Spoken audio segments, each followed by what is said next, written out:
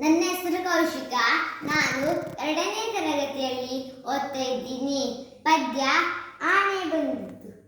ಆನೆ ಬಂದಿತ್ತು, ಅಣ್ಣ ಆನೆ ಬಂದಿತ್ತು. ಹಬ್ಬದ ದಿನವೇ ಸುಬ್ಬನ ಮನೆಗೊಂದಾನೆ ಬಂದಿತ್ತು. ಅಪ್ಪನು ಕೊಟ್ಟ ತೆಂಗಿನಕಾಯಿಯನ್ನು ಗೊಳಕ್ಕು ನುಂಗಿತ್ತು.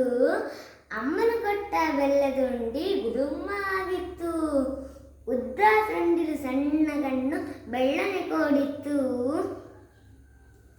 ದಪ್ಪನೆ ಕಾಲು ಅಗಲದ ಕಿವಿಯು ಮೋಟು ಬಲವಿತ್ತು. ಕಾಲಿಗೆ ಗೆಜ್ಜೆ ಕಳ್ಳಲಿ ಗಂಟೆ ಆನೆ ಬಂದಿತ್ತು. ಮೈ ಮೇಲೆಲ್ಲ ಚಿನ್ನದ ಬಟ್ಟೆ ಫಳಫಳ ಹೊಳೆದಿತ್ತು. ಹೆಜ್ಜೆ ಮೇಲೆ ಹೆಜ್ಜೆ ಇಟ್ಟು ಆನೆ ಬಂದಿತ್ತು.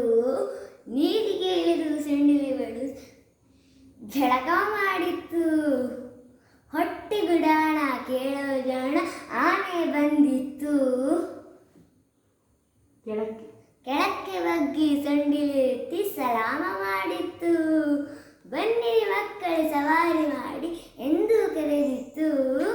ಮಕ್ಕಳನ್ನೆಲ್ಲ ಕೂರಿಸಿಕೊಂಡು ಸವಾರಿ ಹೊರಟಿತ್ತು.